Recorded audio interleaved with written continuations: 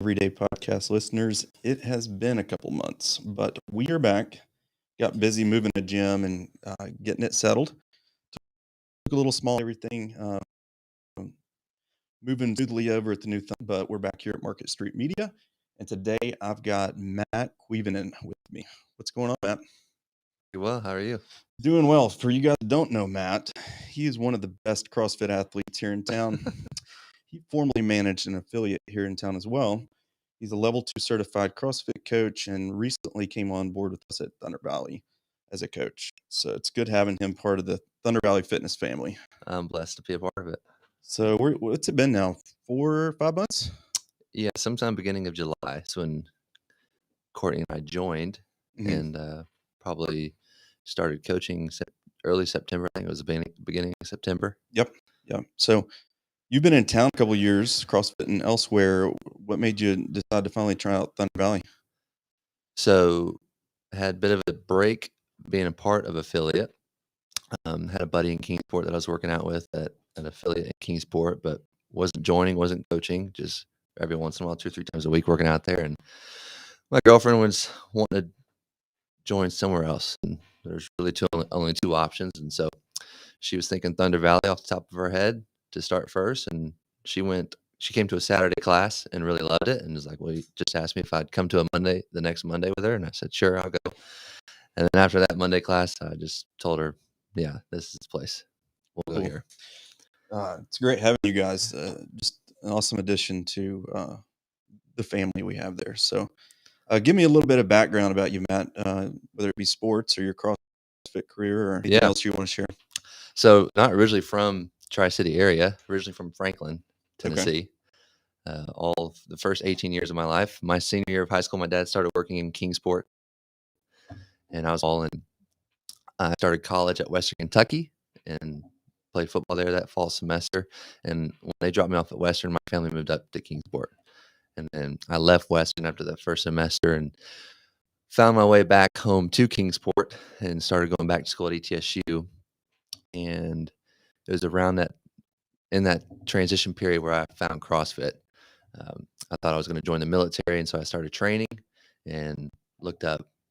I wanted to be a Navy SEAL, so I looked at workouts Navy SEALs do and found CrossFit because Josh Bridges, Dave Castros, those guys were Navy SEALs, Pat Sherwood.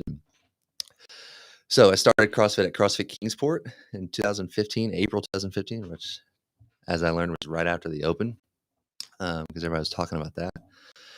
And realized how unfit I was compared to what I thought and what I now see that fitness is, and decided to stick it out with CrossFit. It completely changed what my career trajectory might have been. At the time when I was in school, it was for marketing, sport management. That switched to exercise science, kinesiology, and obviously I forego the military, and ended up graduating from ETSU December 2019. Then started coaching more at the affiliate that I was at in Johnson City. Took on a pretty big leadership role there right before COVID started. And then earlier this year, that affiliation ended. And that's where I was in limbo of being at a gym. So didn't know if I was ever going to coach again or if and when that would happen. And just like, we'll just go to Thunder Valley and we'll just start working out again, being a part of a community. Courtney and I have discussed, and Thunder Valley is one of the strongest communities I've seen, especially in the Tri-Cities area. And so we're super happy to be a part of it, and was stoked when you asked me to come on as a coach. Well, I really appreciate that. Members have just really been bragging on you, and you're doing a really good job. Been thoroughly impressed. There's a lot of things I like in life and I'm passionate about, but making a career choice like getting into coaching, that's another whole level. So, like, what made you be so passionate about CrossFit to where you wanted to go into coaching? Well, so I always liked the physical nature of it, playing football and just playing sports year round, basically growing up. I was always physically active and I like being physical. And so when I got away from football, I continued to work out, but it was the YMCA workout, bench press, curls. Sometimes I would squat, but I knew I wasn't squatting well or strong. So there's something lacking. I think most people who find CrossFit go to it because they feel something from their fitness or health. They or something's not enough. And so when I got into CrossFit, I realized, okay, there's that physical nature again. And then, you start watching videos and you read CrossFit stuff and you see who the professional coaches are, who the coaches, the people that are coaching me have been coached by somebody else. Like they became certified some way or another. Somebody is a better coach than them. But who are they? And you search for those people, you find out who they are, the seminar staff people. And you're like, you listen to them talk and you watch them coach and like, holy crap, it's another level. And I've not, up until this point, I've experienced higher level coaching with football, playing college football. And throughout my life, I've been really blessed to have a variety of different coaches that coach in different ways and styles. And so it's just always been in my head that I was going to coach some way, somehow. Never did I think it would be in fitness. I'd always thought, some type of sport. But now that I'd found CrossFit, like I can coach CrossFit and I can get into this relatively easy because it's a low barrier to entry to start coaching. Now that's just the barrier to entry. The level 1 is kind of the minimum. If you want to be a great coach, you have to go beyond that. And that's up to you to do that. But that's how it started. Like almost immediately when I started CrossFit, I was like, I want to coach. And from there, it takes your own effort to continue that education and want to become a better coach. Well, like I was saying a minute ago, you're one of the best CrossFit athletes in the area. So why not double down on becoming a better athlete instead of? I don't think I'm that great of an athlete. I do hold certain standards of myself, but I enjoy working with people far more than I do competing. I do like to compete to kind of test myself. I think that uncomfortable nature of being in a competition setting is good for growth, not only physically but mentally. But working with people, whether it's in a group setting or one-on-one setting, is so much more rewarding to me. I don't get excited about PRing lifts or a gymnastics movement or whatever it is. I do get excited if I've been able to help somebody get a box jump or get their first muscle up.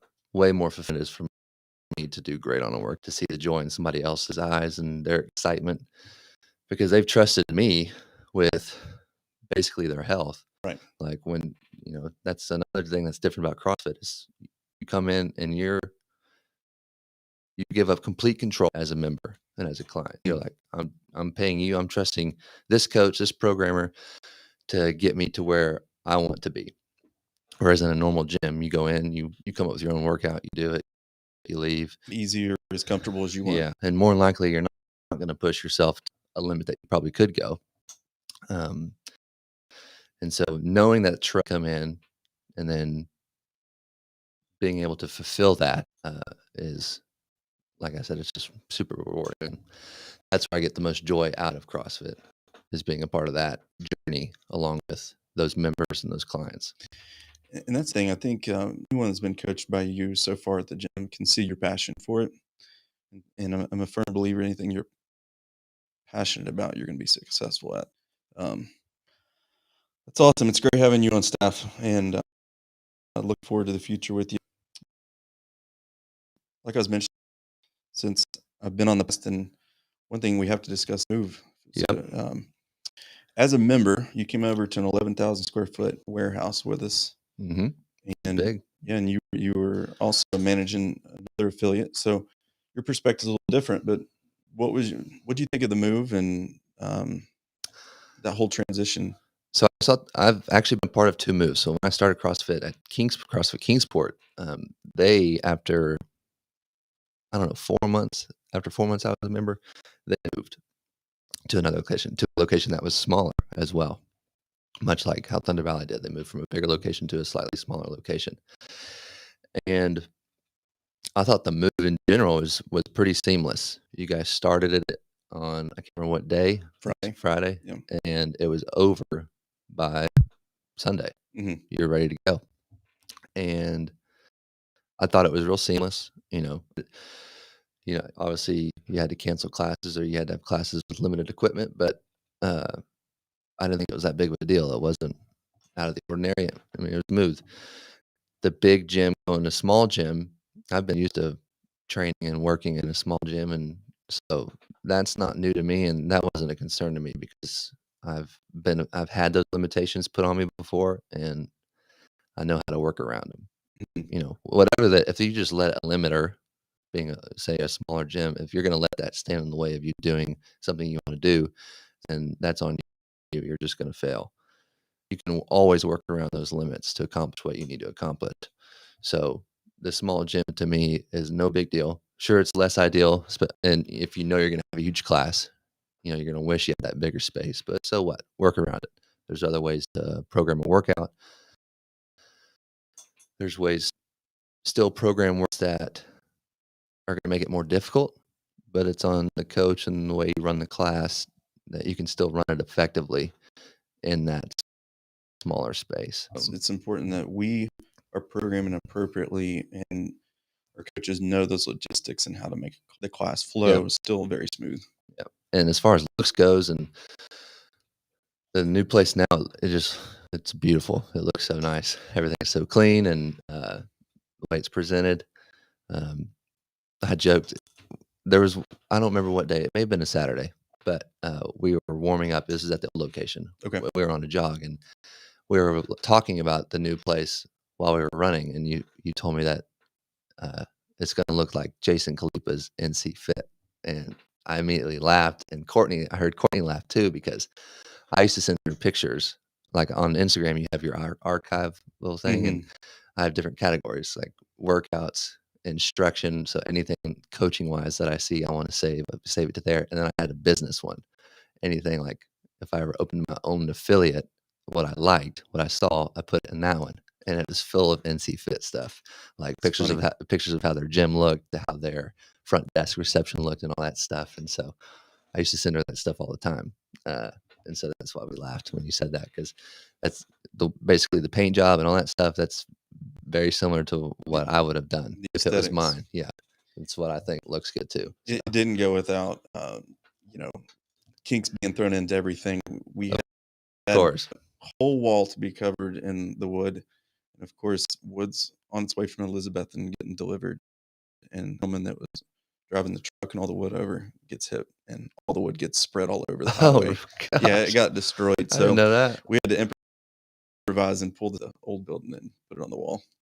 Well, So see, then still seamless. yeah, So uh, gotta fake it till you make it. So well, everything worked. I mean, everything worked well. well, I appreciate it. Let's talk about this competition. So Matt Okay. approaches me 2-3 weeks ago now, and he said, "I want to have a competition before end of the year."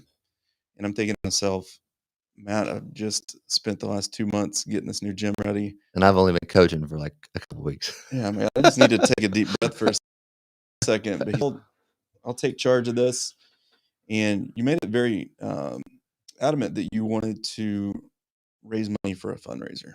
Yep. So we started speaking, and Chris and I have known Randy over at Coalition for Kids forever. And that is an organization that we are passionate about supporting. So you and Chris go meet up with Randy a couple weeks ago on a Tuesday. Let's talk about that. Yeah. So Chris takes me over to Randy's office at Coalition for Kids, and we sit down for probably half an hour, 45 minutes, kind of a get to know each other because obviously I've never met Randy. Um, and right away I could tell that this is going to be a great partnership. Um, so Coalition for Kids, they're a nonprofit who they started very small. I can't remember what the size was, but I want to say it was around maybe a couple dozen kids. It's an after school program um, for kids. I think they go through high school, but I think primarily they're younger and they're underprivileged. He kind of jokingly said that the Boys and Girls Club, and then they serve people that couldn't get into the Boys and Girls Club, something along those lines. That's a paraphrase. But it's an after-school program to further educate underprivileged children. 97% of their kids are by the time they're in third grade are at the reading level that a third grader should be. And he told me a statistic that if a child isn't at the reading level they should be by the time they're in the 3rd grade, they are, I can't remember the percentage, but so much more likely in prison Okay. or in those type of statistics. So after school, they go and they pick up the kids from schools. They bring them back to Coalition for Kids. A few hours in the classroom, they provide them a free dinner Monday through Friday. They have kind of physical activity, and then if they need to take them home, they'll take them home in those same buses, or their parents or caregiver can come pick them up as well. And so they're growing rapidly. They now have over 400 children in their Wow. program, and so they need more buses. And so me and that was one of the questions Chris and I had is like, what we're going to raise money for you. Where do you want it to go? Because we'd like to make that part of the sell. Yeah, and have a goal. Yeah. And he goes, "Well, we need more buses." We're like, "Okay." We talked to him a little bit how much a bus costs or what it could cost. We're like, "All right, that's what it's going to be. We're going to raise money and we're going to buy you guys a bus." And so they kind of have a small fleet, but they just need more because they're growing. They're growing into Bristol. They're pretty widespread in Johnson City, but they're growing into Bristol and I think Kingsport, and so they're ever expanding. And it's a pretty powerful organization in what they do. And I'm hoping it can turn into a longer partnership. Yeah, definitely, definitely. So let's talk a little more specifics about the competition. Sure. So Coach Ben and I are doing the programming. We came up with a format that he had used before that had worked well to, for one, keep everything on time. That's the biggest thing about local competitions is that they'll tell you a schedule and then it ends up being 4 or 5 hours longer, and that just doesn't please people. So being on time was and that's a big key to running an enjoyable competition. And so the format, first of all, we're going to call it the Turkey Bowl, Thunder Valley Turkey Bowl, because it's going to be fall and it's football. And so the format is going to be similar, a playoff of a football game format. So think quarters, first, second, third, fourth quarter equals first 1, 2, 3, 4 events. And there's going to be halftime in the middle. So the first event is going to be 5 minutes long. You'll rest. You'll have a 5-minute rest, and then you're going to do the second event. And after the second event, you'll have a halftime. And it'll depend on how many teams that we have, but that halftime is going to be anywhere from 30 minutes to probably an hour, potentially longer, depending on how many teams. But you'll have that halftime. Coming out at halftime, you'll have a third event that will be 5 minutes long. You'll have a 5-minute rest, and then you'll have that fourth and final 5-minute AMRAP. Going to be AMRAPs. Won't release all the workouts yet, but the first workout is just going to be purely monostructural. It's going to be calories on the echo bike and calories on the rower between you and your partner, as many as you can get. So partners can switch. You can switch whenever. Okay. Just go as hard as you can go for that 5 minutes. The second event will have a gymnastics component. Now, I'll go ahead and say it's going to be toe to bar, more than likely. So nothing crazy high skill, and then paired with another gymnastics movement and potentially an active rest. Not going to release those yet because the second event we have to figure out the rep scheme. We'll have to do a couple tests to figure that out. The third event will be our lift. We'll have some type of lift. It's going to be a front squat, potentially 5 reps. The scale division may do something a little different because we want this competition to be low barrier to entry. We're not going to try and find the fittest person in the Tri-Cities. We're going to try and come together as a community, a CrossFit family, and have an awesome day together for a great cause. And so, but I know people like to have those lifts in competitions. So we're going to put it in the third event. So you have the entire halftime to warm up for it. Obviously a 5-minute warm up before giving you 5 minutes to warm up for a potential 5-rep max front squat is not ideal, not very safe. So you'll have that entire halftime warming for that. And then the fourth and final event will be, just know that it's going to be an event where you and your partner are going to work at the same time for the entire 5 minutes. So there will be no rest unless you decide to rest. But it should be a pretty challenging day, but one that is it's not too scary to who is untrained or has never done a CrossFit competition before. If you've never done a CrossFit competition before, I would encourage you to do this one because the vibe is not going to, I don't want to say it's going to be competitive because it's always going to be competitive once you start 3, 2, 1, go. but we hope it to be more fun than serious Yeah, competition. it sounds like our goals with this are fun, efficient, and raising money for a good cause. Precisely. Yeah. So 1, 2, 3 in that order. the one thing I think we failed to mention is we same gender teams, male, all female, or mixed gender. Yes. Yep. So go ahead and be thinking about who you want to partner up with. It can be same gender or mixed. It does not matter visions. Yeah, trying to make it open to everybody, basically that way. So Awesome. So if you're a potential sponsor that's listening, feel free to reach out to us and we can discuss on how to feature your business and then how you can help out Coalition for Kids. So, yep. Matt, just basically wanted to introduce you as a coach, give some details about the competition today, and talk about It's been 3 months, and appreciate you coming on. Thanks for having me. Anything else you want to leave everybody with before we hop off here? No, just sign up for the competition. We want, we talked about what we thought we could handle and what would be a good goal, but I want to blow the goal. I'd love to have 500 people there. I know that's not realistic, but I would love to have way more than what we are playing for. I like that. No matter how many people we'll have, it'll be an efficient. I can promise you that. I've had experience doing that, and I don't see excuses why you can't run on time no matter what the situation is. So we'll be on time. It'll be fun, and we're doing it for a great cause. So I would encourage anybody and everybody to support or volunteer if you don't want to participate. The link in the bio on that Thunder Valley Instagram page, you can volunteer or donate through that same link too. So we hope to see you there. Awesome. That'll be November 20th, guys. And for my Better Everyday podcast listeners, appreciate you checking us out today, and we'll be seeing you next week.